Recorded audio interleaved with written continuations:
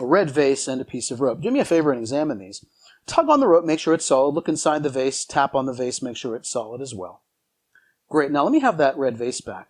They call this the Chinese prayer vase, and in fact, there's no evidence on the bottom, at least, that it's a Chinese vase. Ordinarily, it would say made in China or whatever, but it doesn't matter. Whether it was made in America or China, it's irrelevant, because we're going to do something really magical with this rope and with this vase. Now, notice how gentle I am. Very gently, I place the rope inside. If I wave my hand over it like this, we can defy the laws of physics, and here's what I mean. If I turn this upside down, and I'm going to do this as gently as possible, just so you can see it, I'm going to balance the rope on my hand. Now watch. If I let go, the rope will, of course, fall out, unless the rope defies gravity. Look at this. Look at that.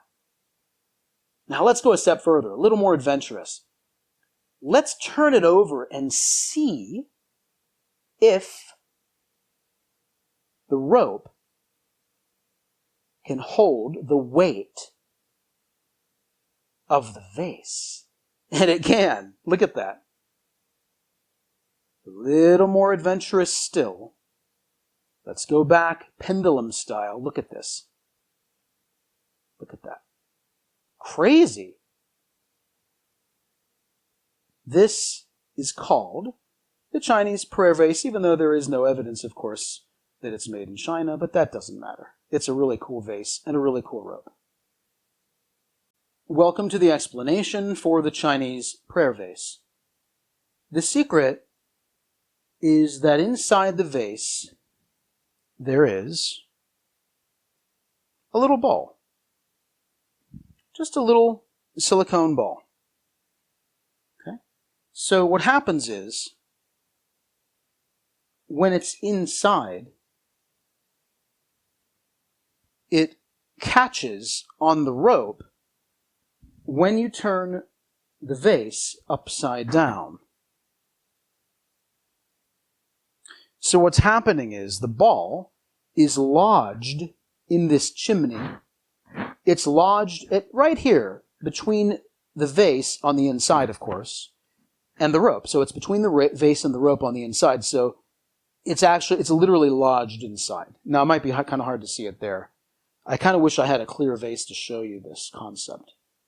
But anyway, it's lodged inside. So, of course, no one knows anything's inside.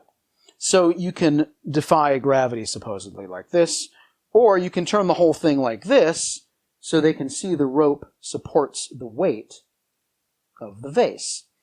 So the question is, well, how do you hide that thing inside? Well, if you are not really like a seasoned magician, what you want to do is, there's an easy way to steal the ball out of the vase. You secretly take it out. So at the very end, what you do is, you basically grab the vase like this. So your hand is this way, palm inward. Remember, the audience is out there. You grab this end of the rope, right? And what you do is, you can still feel the resistance of the ball pulling, but that's okay. You tilt the vase down toward your hand a little bit.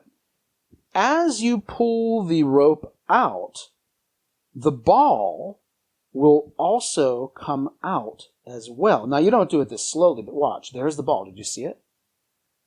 And now you leave the ball in your hand. You curl your fingers a little. That's called palming, because you're hiding something. And you turn the vase up like that, and now you just rest your hand. And of course, you're actually hiding the ball. And then, of course, you leave the rope out as well, and they can examine everything.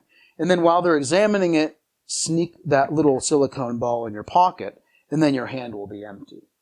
The only other thing I want to tell you is, you'll notice at the beginning of the demonstration, I let them examine everything at the beginning. Well, if you want to try this later on, what I do is I place the silicone ball in my pinky, at the very base of the pinky. Now, actually, that's pretty cool. You don't do this, but you kind of curl in your fingers. That way it stays there. So from the front, your hand looks supernatural. You don't want to be like this. You want your hand to look really natural when you palm something. So palming is you're hiding the ball. They examine it. And remember my comment about China. I said, well, they call this the Chinese prayer vase, but there's no evidence that it was made in China. So you turn this over and there's nothing there. But that gives you an excuse. You hold it like this. That gives you the excuse to talk about, well, there's no mark that says made in China. And as I'm doing that, I'm basically pushing the vase directly onto the ball. So I'm basically putting the ball in the vase secretly, but I'm actually pushing the vase onto the ball. And then I just let gravity pull the ball into the vase. And now it's ready to perform. You make a big point of putting in the rope really gently so they don't think you're stuffing it in there. And then do everything I already showed you. You turn this upside down. And turn it upside down, you'll sort of feel the ball inside drop. You want to make sure the ball drops first, and then you'll be sure it's lodged between the rope and the inside. And then, of course, you kind of tap it like this so they know it's not stuck in there. And then you grab the end of the rope, you turn it over, and what's cool is, I thought this was a nice touch, is you leave your finger on like you're balancing it. Whoops, it kind of fell out. And that won't happen during the performance. That's only happening now because I'm doing it so slowly. So you do this, you basically swing it like that. But what I like to do is I put my finger here and then I kind of let go as if it's some big hard activity, right? And then you do as I say, you take the rope in your left hand, you grab it from underneath like this, and just study the video and you can do it.